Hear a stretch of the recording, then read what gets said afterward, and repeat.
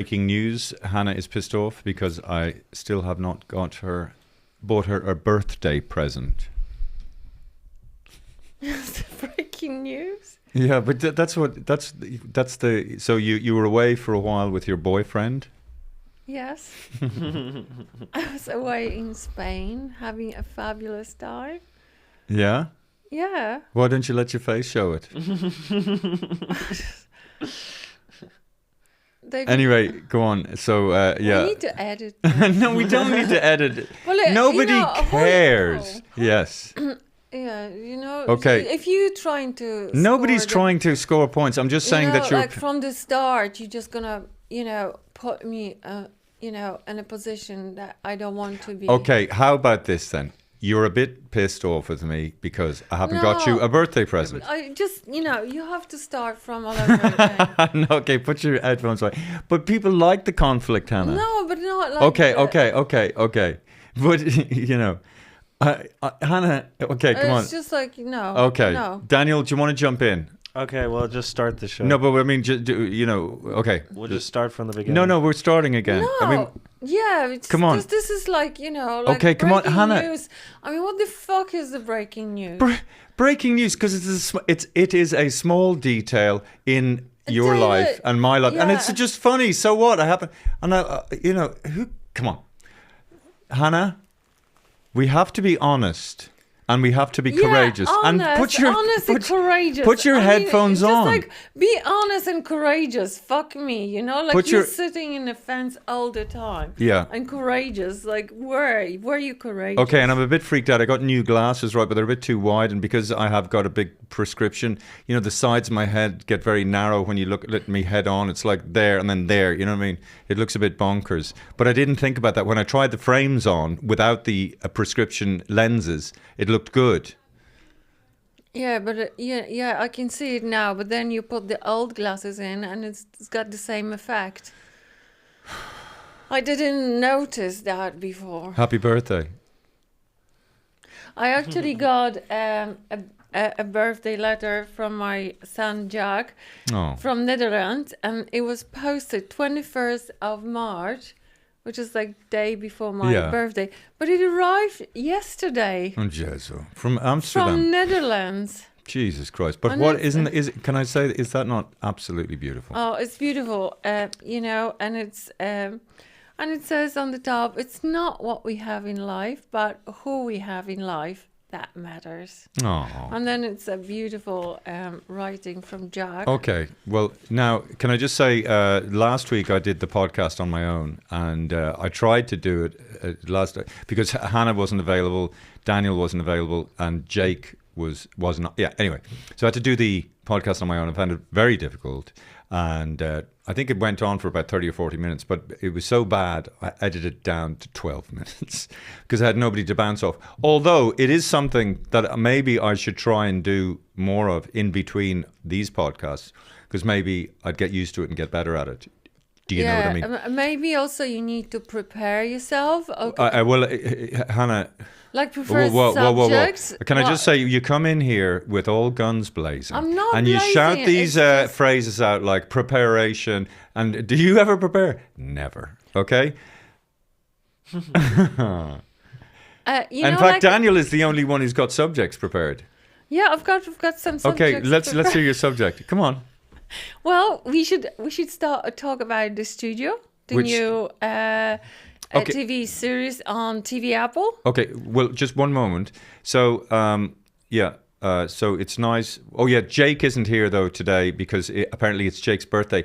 And, this guy is like a rock star. Apparently, Daniel told me he's having a birthday week. He's having a birthday week, Jake. Well, it kind of makes me look at him like, wow, Jake, I thought he was a dude, but this guy's actually a dude. I mean, Jake is... You can have a birthday month. I'm going to have a birthday month, but he's having a birthday week. So where is he going tonight, Daniel? Well, I think tomorrow he's going to see The Game, a rapper. The Game? Yeah, The Game, yeah. Can you do some rap and I'll do some rap? Go on. Go on. You do the boom.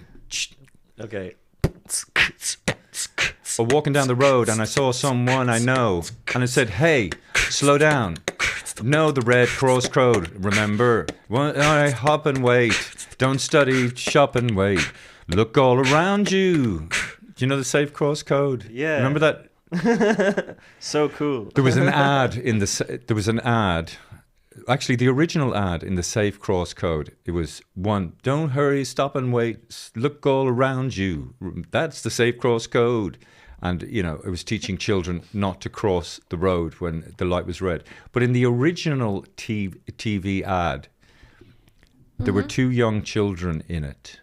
And one was Chris Andrews, who is my cousin, who I think is not, is he an MEP or is he a TD? Yeah, I think he's a TD. Okay, so and his, Champagne. but it was in the 70s when my godfather Niall Andrews, I think, worked for RTE. But anyway, that's a little bit of trivia for you folks out there. I never knew that Niall Andrews worked for RTE. Yeah. What as who? What was his position? Yeah. I don't know, but you know, Todd Andrews, That my I grandfather know. was chairman. Yes, but I know. Born in Summerhill in 1904. Summerhill. Good old Todd Andrews. Very smart man. Smart, clever dude. Yeah. But I never knew that Niall Andrews worked in RTE. And you work in RTE, don't you? I do. Does anybody in RTE ever comment on? Do they watch the podcast? Does anyone? Yeah, actually. Point the microphone. Funny that you work in RTE, but you can't point the microphone at your mouth. Okay, no, because it's just going that way. Listen. Like, how did you ever it get? picks How'd you ever the get? microphone? Did I do that to you? Well, How'd you ever give a blowjob? Because if you're going at it like that, you know, you're going to miss all the time. I'm so sorry. That's your son. I apologize. Well, I think you should privately give your son maybe educational lessons. I don't know. It is funny, you know, like the sex education. Why don't they talk about oral sex? I mean, do they gloss over it? Oral sex is when the man puts the privates of the ladies in his mouth and the girl puts... I think my mother... But there's also oral sex the other way, when the man gives a woman oral sex. That's what I was saying. But I mean, I wonder how detailed... Well, it's probably nowadays, you know, it's probably very detailed. I remember my mother explaining to me what masturbation was. No. Yes? Yeah. I think she said, sometimes the man needs help with helping the woman to be pregnant or something like that. You know, but you know, when you're a kid, you're so non-sexual. I mean, I was, like most children. I'm talking about me and my childhood. Like, it's all a bit weird, you know. It's funny, you know, like I was thinking about that a lot. Like when I was a kid, like the way girls ran, you know, like, and, you know, 13, 14, and you see girls and the shapes, and they were just a bit kind of, you know, as a boy, they were just like awkward looking, you know. And like I wouldn't, and yet now the very things as a boy that would make me look, Jesus Christ, they're the things that I find very attractive. Mm-hmm. Breaking news. Like a big arse. Like if you were playing, you know, with somebody as a kid, and the girl comes on your team and she's got a big arse, you're like, for fuck's sake. Oh yeah, because she's not as fit as the other. Well, no, she's a perfectly brilliant human being, exactly the way she is. No, but it was just shows you no, just from a kid's standpoint, you're not looking at her sexually. Oh God. I know, but like you're looking at someone who is big, cannot run as fast. Yeah. You know? Yeah. Purely physical. But you were quite a tomboy kind of thing, were you? No.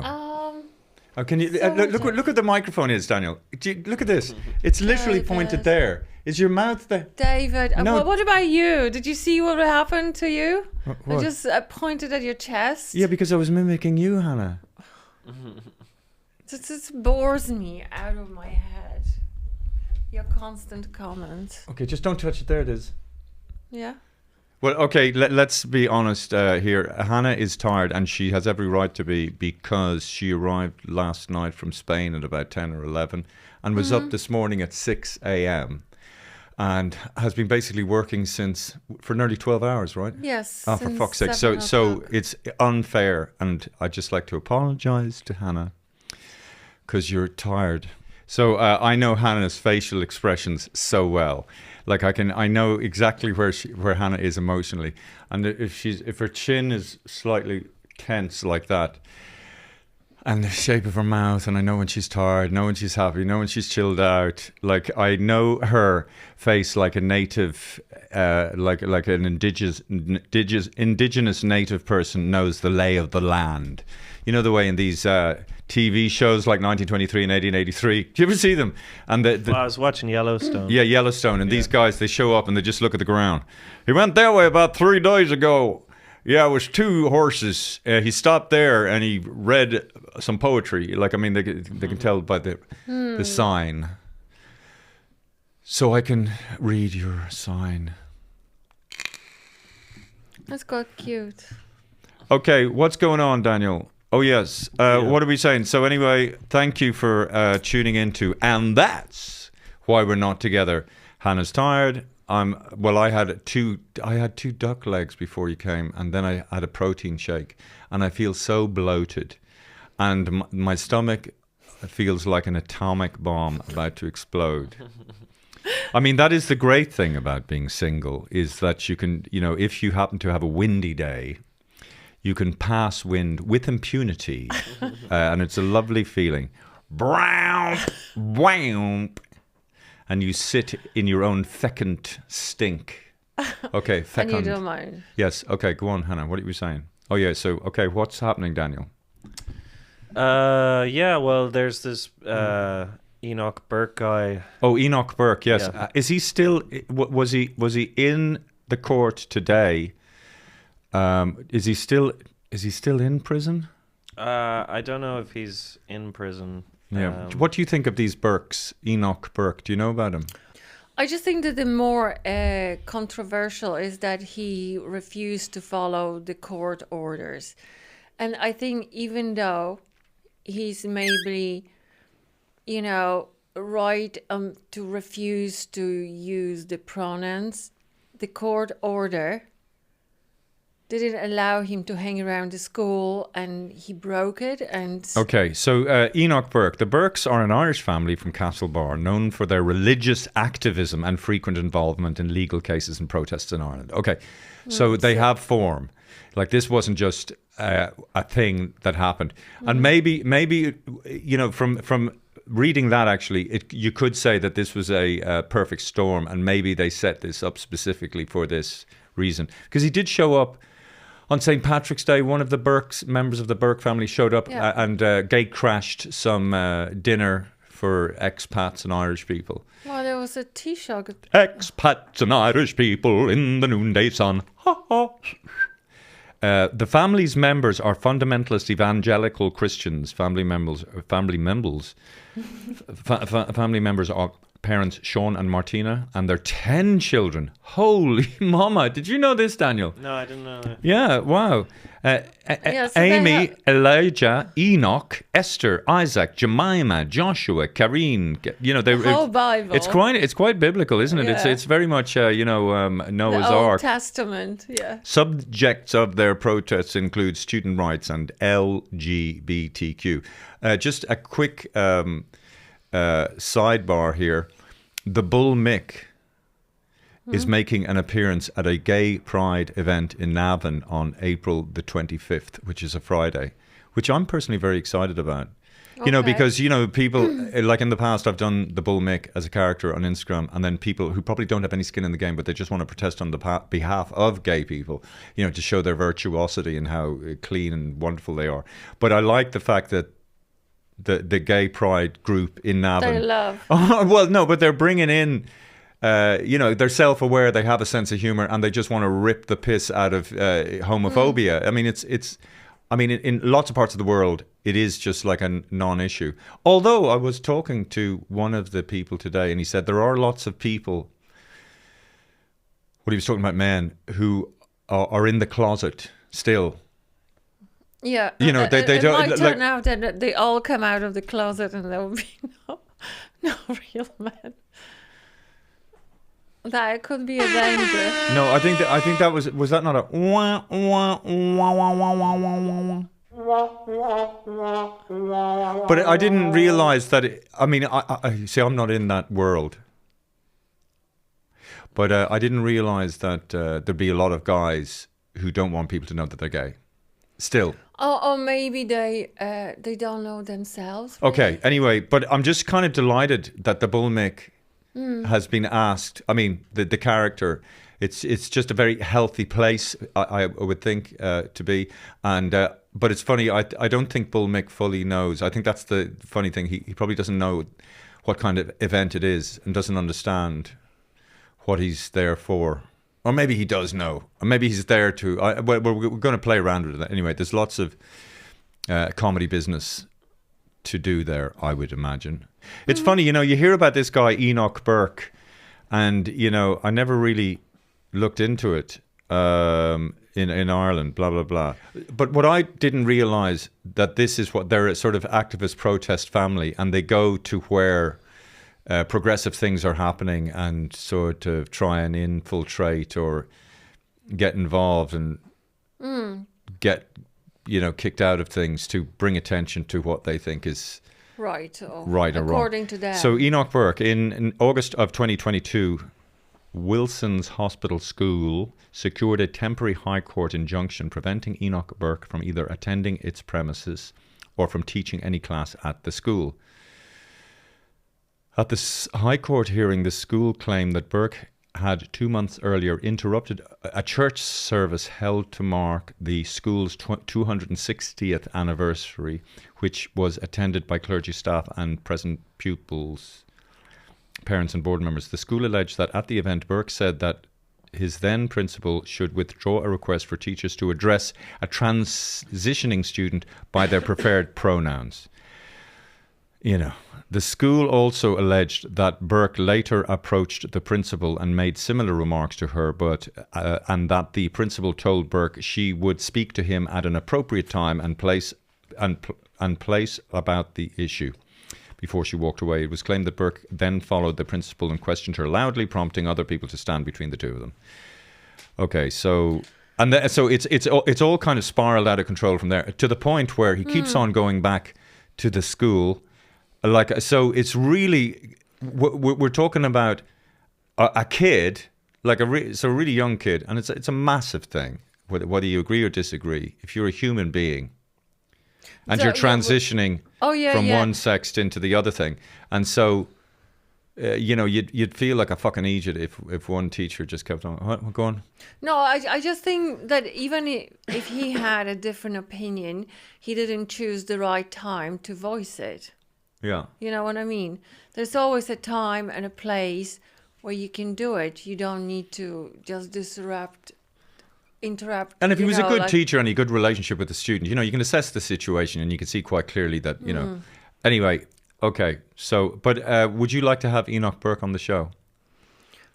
Sure. Why not to hear his You see, that's what I love about Hannah. Hannah's very, very open. I wish more people were like Hannah, Daniel. We just have to talk, Yeah. Let's see what he talk has to your to enemies. Say.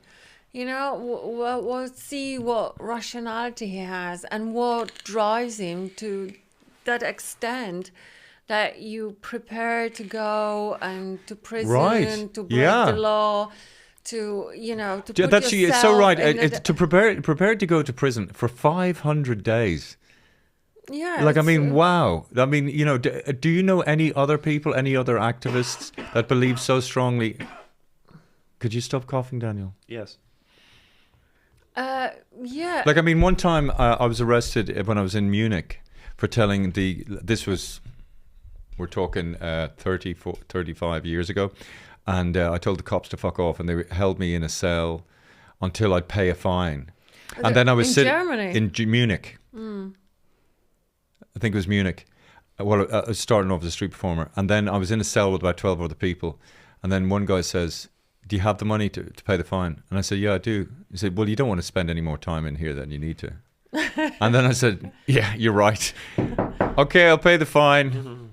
You know what I mean? So Was that the condition they held you? Yeah. Until you paid the fine. Yeah. Do you remember how big was the It fine? was 75 Dutch marks or something. And But I mean, it was, you didn't want to pay because what? You wanted to hold your ground. Yeah, and, yeah. And what did you say? Fuck off to them. And do you have license to play here? Fuck off.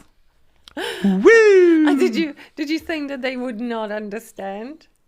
No, I'd lost my temper with them or whatever. But I mean, yeah, you're right. Like, I mean, all these people, who protest, how much do they risk? How much are they willing to sacrifice? How much do they actually believe in what they're fighting against? And also, now, I mean, what do they want to achieve? What do they want to achieve? But it does look like they're kind of setting this stuff up because they want to. They're sort of creating these situations to test, justice and legal. Because they are evangelists, so they just follow the Bible in a strict way. So they against all the transitioning and LGBT. Is that the case? You think? Because they want to. But then, if you look at Mormons, they just or not is it the Amish?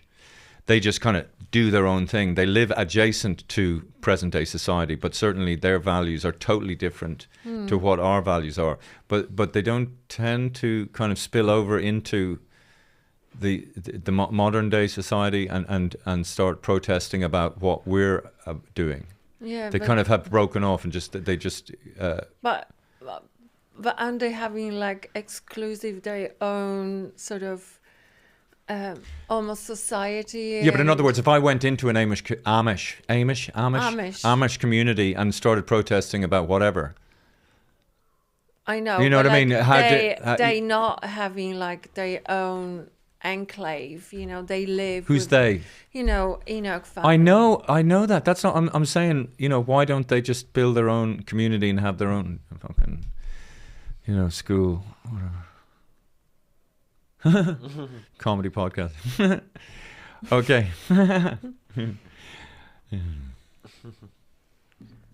No, I'm just thinking, is it even worthwhile? I mean, what the Enoch's family is doing, what are they going to achieve? Probably Yeah, nothing. good question, yeah. And, there's so much money being spent on the court cases, Yeah. To hear him, like, yeah. For what reason? Yeah. Yeah. It's very over the top. Yeah, why are you looking at me like I have answers? No, I don't think you have answers. We just I think when it was in court, the High Court judge described Enoch Burke as behaving like an unruly schoolboy, and Gardaí had to remove Enoch Burke's mother, Martina, and sister, Amy Burke, from the courtroom during today's proceedings, and he's owed €79,100 in fines imposed for he owes that amount of money. Yeah. And I think they've taken his 40 assets. grand at least. They've taken 40 grand out of his account or something. They've taken 40,000 out of his account, and he still owes that amount of money. Well, so it's a half of it. Half of it, yeah. So you still have half of it to pay. Yeah. Well, I don't know. I mean, yeah, I would. I wonder, would it be possible to talk to Enoch Burke in a rational and sane way and just get him to set out his stall and ask questions like that? Like, literally, what do you want? Yeah, because like I don't think. I mean, society's kind of moved. Yeah. That we not given the whole story. Like you just giving the story that he didn't want to use the pronouns, and then he just went protesting out of the school. But isn't that what Jordan Peterson? He kind of fought on that one as well. He didn't want. It was about compelled speech. That you don't you. I don't know. Isn't that right, Daniel? I'm not sure. Compelled speech, Jordan Peterson. Yeah. Well, no, that's exactly not what I'm trying to say. Whatever it is, it's exactly the opposite, which is why my hands are, yeah. I think he's I'm malevolent. Clever. He's very clever, but he's annoying.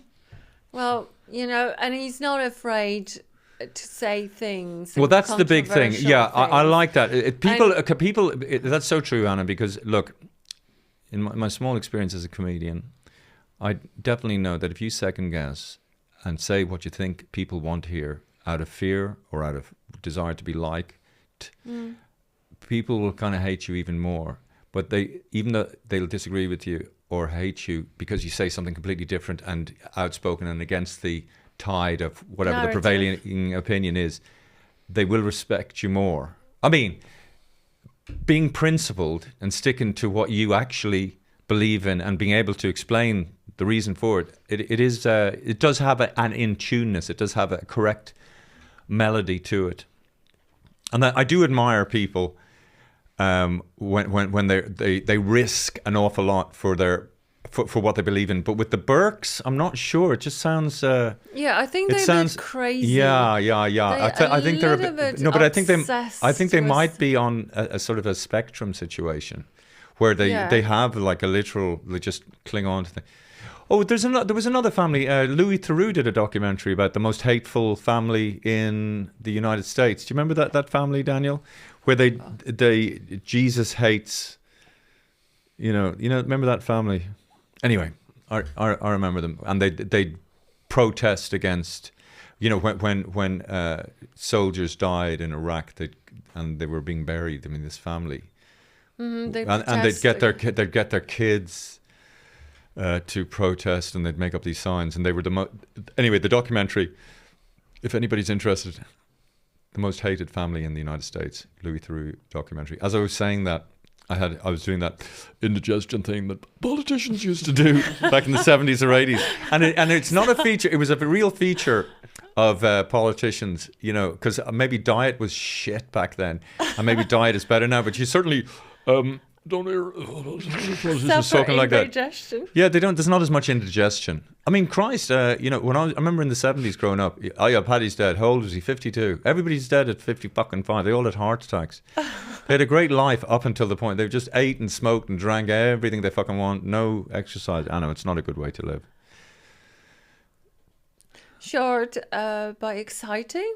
Short but exciting. What do you prefer? Live long life I'd like to live boring, or shorter and more. Well, you see, what you think is boring, other people might not think is boring. You see, like that's the thing. Austrians. Like I went to Austria, and as an Irish person and as a heavy drinker back then, it was like they made the Germans look like Brazilians. These Austrians. Like I mean, there was no crack. And we're obsessed with crack, or we're obsessed with people liking us. I mean, still, on the fucking Late Show 2025, that's the main fucking question that Paddy, Keelty and those guys. And, what do you think of Ireland? And was your grandmother Ireland? Fuck me in the face. It's so insecure. It's pathetic. It's so sad. Anyway, but what I'm saying, Austrians, they're boring. Or Japanese or whatever might be boring, but they have totally different values. And thank God they have different values. Vive la différence, as the French, le français. La différence. Vive la différence. Okay. I thought you said Vive la France. Vive la France. Oh yeah, interesting. I actually, the way when you think about the trans thing or identity. Mm-hmm. So the idea is that you've always felt uncomfortable, and what is it? And then suddenly realize, oh, I'm actually a woman, or oh, I'm actually a man. I'm actually much closer to being a man or a woman. And maybe if I got my body in line with my psychological process, I'd have a true and full existence and a wholer experience of the rest of my life. I think, if I'm honest, Hannah, and this is big news. Breaking news. I don't think I am. If I'm honest, I don't think I'm Irish. I think I'm French. He's stealing it from me because I thought No. You, Hannah, you said you were French aristocracy because you have this crazy. That's not the same thing. You got okay, but I think I certainly didn't fit into Ireland when I was growing up. I didn't like the food here at all. Right? I didn't like the food. Okay, there was sort of a coarseness. I was very sensitive.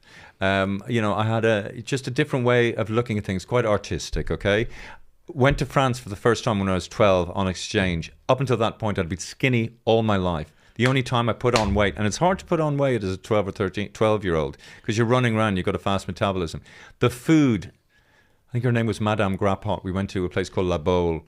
It was a month. It was sensational. Like heaven. Sensational. Everything had taste. You know, coming from Ireland where food was punishment, and I know people was fucking bastard, eat your fucking rashers. I'm too sensitive for that life. I'm a little boy, garçon de française. You know, je suis play la Baule. You know, oui, maman. La Bastille. Maman, je suis, vive, or whatever, vite. You know, I think it would have been much better as a French boy. So, and then I thought to myself, well, actually, I can renounce my Irish passport. I mean, if I wanted to, right? And I could move to France and become a French citizen, I assume, at some point. Yeah. So you can actually do that. You can become French, which is kind of exciting, actually. I don't know why more people don't do it for the crack, for fun, or whatever. But I mean, if you were to choose a nationality, who do you think you're closest to, aligned to, in terms of the stereotypes of, you know, getting the generalism of your personality to? Definitely French. Oh, you France as well.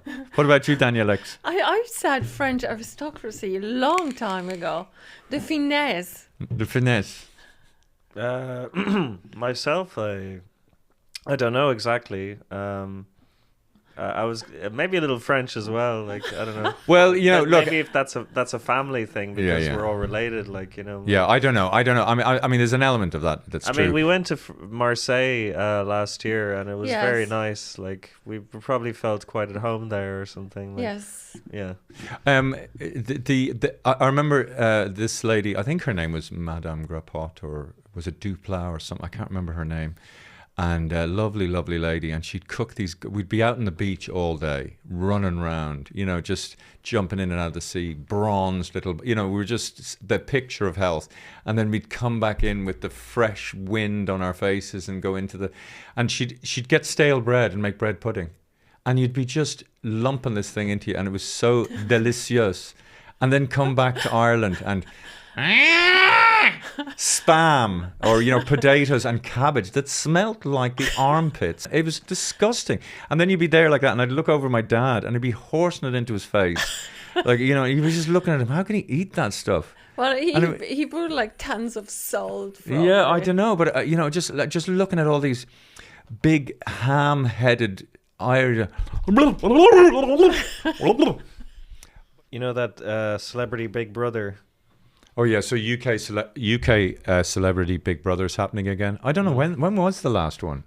Well, probably last year. I mean, was it? I guess, a year. No one watches. Okay, but anyway, they used to be so big though. Yeah, they have Mickey Rourke, the great film actor, on it, which I assume he's getting paid more than everyone else, and I assume that's why he's doing it. But is there something, you know, how the mighty have fallen? Well, I suppose, look, money's money, and, you know, if he doesn't what did he say then? Well, he's doing it. Yeah, but he apparently said something or behaved that it causes like a controversy. Oh, really? What did he say, Daniel, that's caused a controversy? Controversy. What was the name of the movie with Kim Basinger? 9.5 Weeks. That was incredibly sexy, What was can you look up the controversial statement?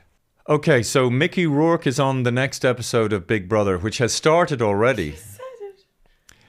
So they introduce the contestants, right? And so even before Mickey Rourke is on the fucking show, even before the show has started, he's caused controversy by engaging in behavior deemed inappropriate towards host. Oh, the host who isn't even on the show. So she's introducing the contestants. And the host's name is AJ Odudu. During his introduction, he grabbed her hand, twirled her around, and pulled her close, making comments about her appearance. This interaction was described as creepy by viewers, who called for his removal from the show. So even being introduced, they wanted to kick him off, Hannah. The incident has been widely discussed, with some speculating it might have been staged for publicity. Rourke's unpredictability is reportedly being leveraged by producers to boost show's ratings. Well, it could be. You never know. No. But wait a second. I mean, what did he do? He twirled her around. Brought her close to his body. Actually, do you know something? We'll put it on the actual thing. Tonight. Thank you so much. Thank you. But listen, stop looking at me. It's time for you to get his hand out. Lights, camera, action. It's Mickey Rourke. Yeah, well, I mean, you know. Well, you can see it here.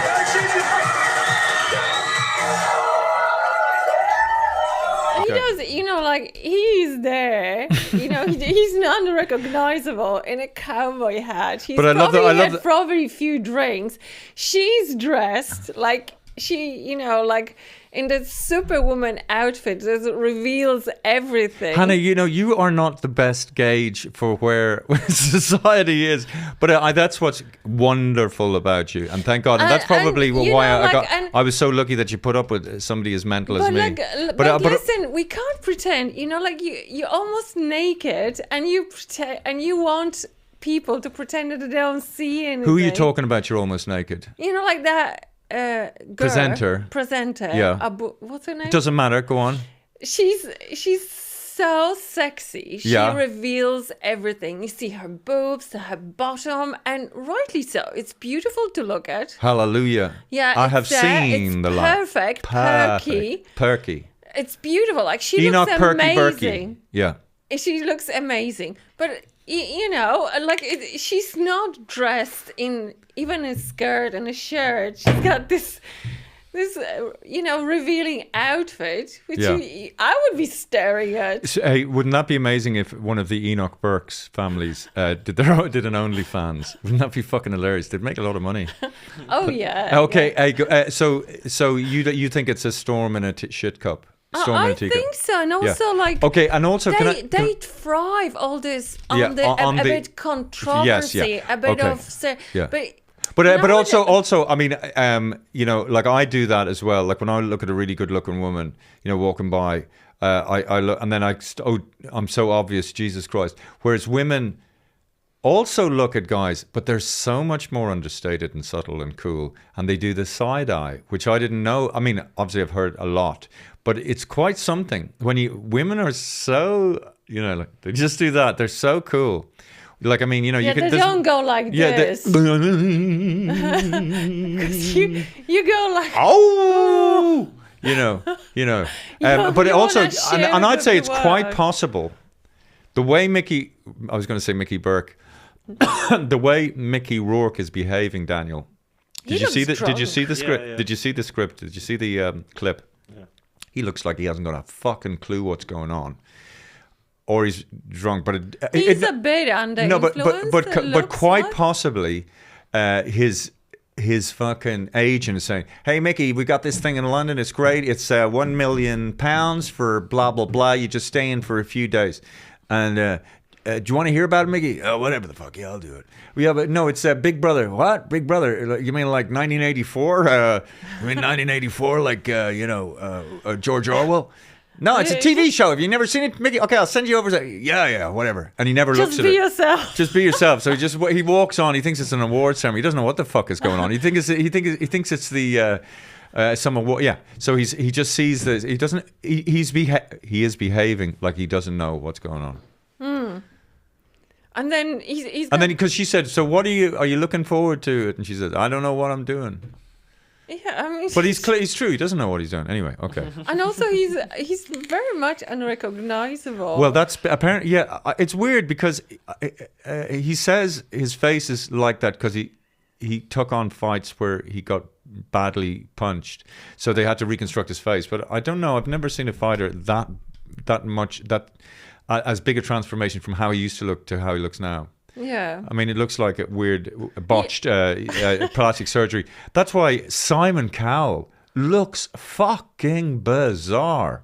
Are we supposed to not? But you still can recognize him. Like you. Yeah, can't no, but I can't. It's just Rourke. painful to you look at the guy and it's all like There's that. The face has its way of moving, and then this kind of thing where. And it just looks like angry or But I think he has not only Botox, but have you ever done Botox? Yeah, I did do Botox.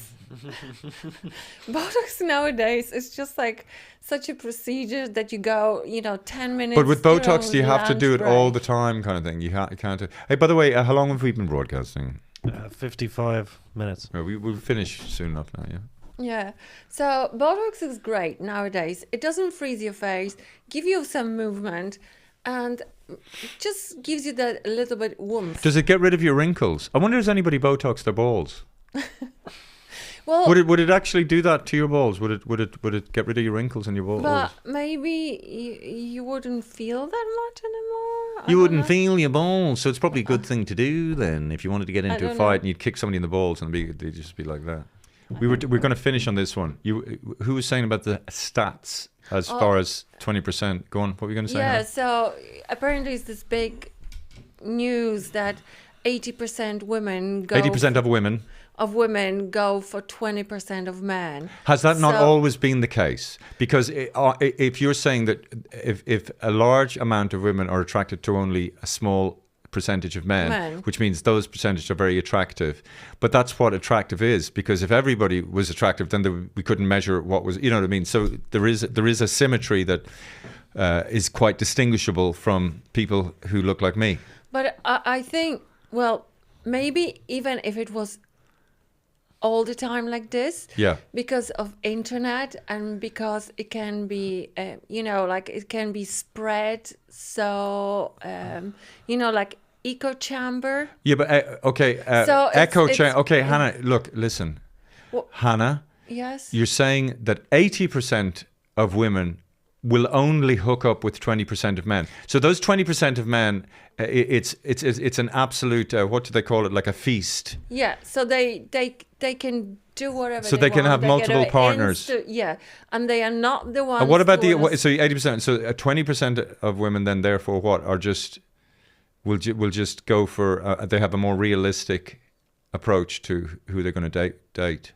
So those 80% of women who are going for those 20% of the top 20% in attractiveness or physical attractiveness, does that 80% of women also think that they match with those guys? I don't think so. They aspire to those kind of guys. But So I think it causes really unhappiness in, not only men who are feeling that they undateable, but also women, because they looking for like a stable partner. But those 20% of guys, because they have so much choice, they wouldn't be the ones who actually wants to settle down. So the small amount of guys who are getting so much female attention, this embarrassment of riches, why would they settle down with one woman when they've got, from all angles, women are coming at them? So they're not good people in terms of actual partners, but those women are so blinded by attraction, they don't give a fuck. They just go for it. But that's interesting. I was watching, or I saw something on my feed, and a guy was saying that, that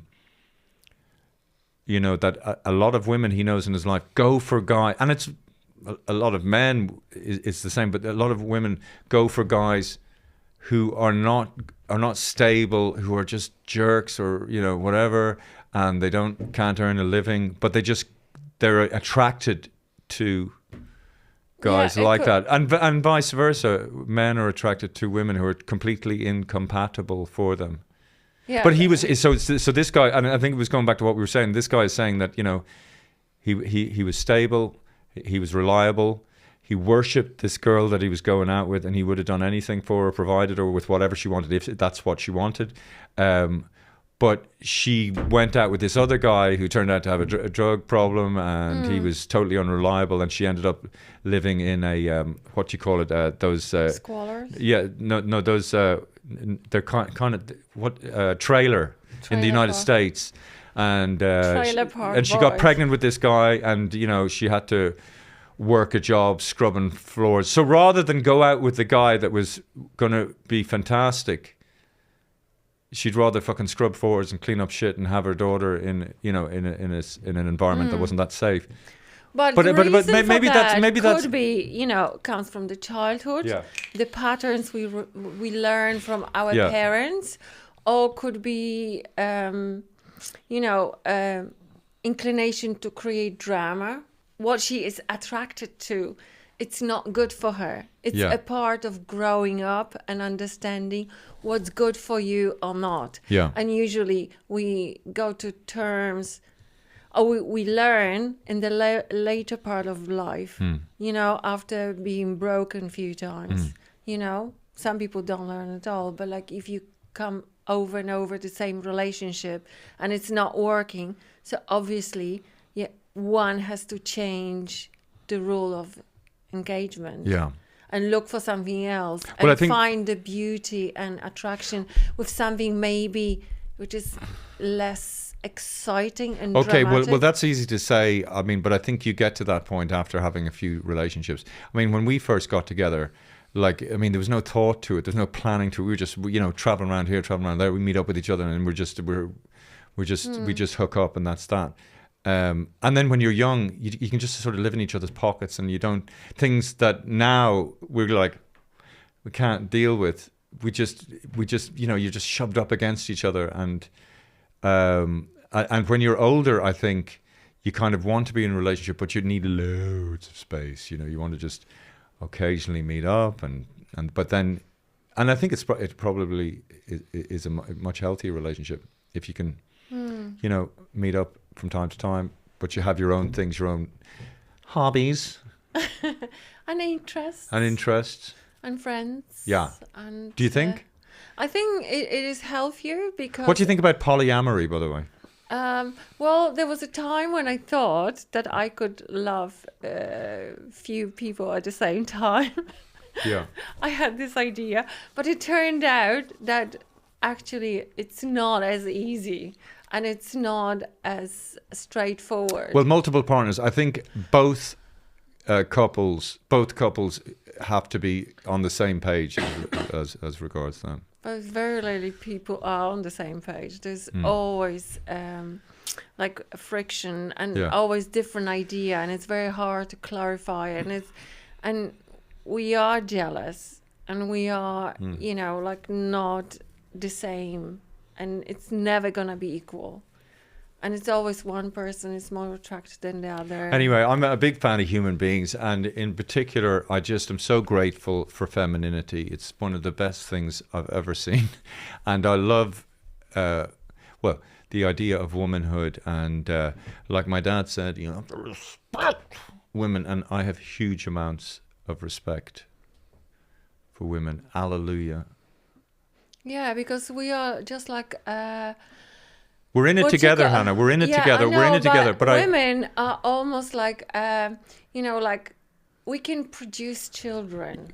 Yes, which is incredible. This is like, what you call it? This is like a miracle. Yes, it is. So, like, nothing can compare to women. Because actually, we probably could survive without men if we had a spare bank. But I don't think men could survive without women. No, definitely.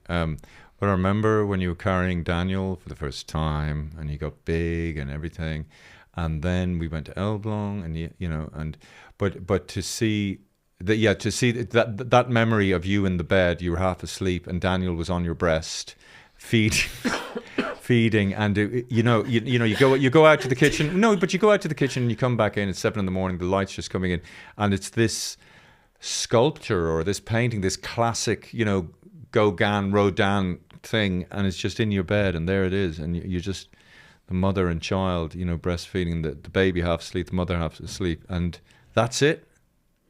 That's it, folks. That's it. There it is. The miracle. There's nothing that, you know. That's if you that's as good as it can get, I suppose, in one way. And on that note. The miracle. I believe in miracles. What is that song, Daniel? I believe in miracles, don't you? What? Don't. Yeah, go on. What's this? Who's it by? The Jackson Sisters. I believe in miracles. No, it's. I'm thinking of a different song. It's Culture Club, isn't it? Oh, sorry, I was thinking of a different song. I believe is it Boy George Miracles? What is that? Boy George. This will get us demonetized now. Well, you can't. Maybe 1 second you can play. Boy George. Miracles, is it? Okay, we're going to finish that on. Oh yeah, it's a mirror. These are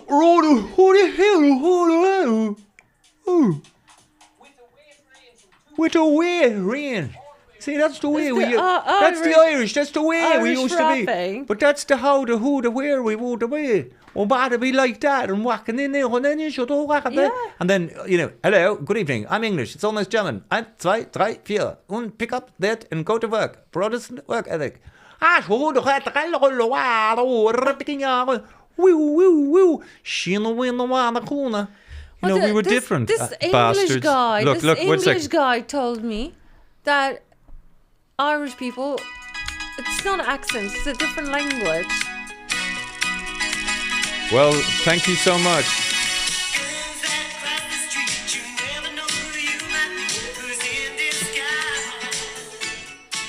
Hannah. Thank you, Daniel. Thank you, David. You are the prince. I'm waiting for the chorus to come in.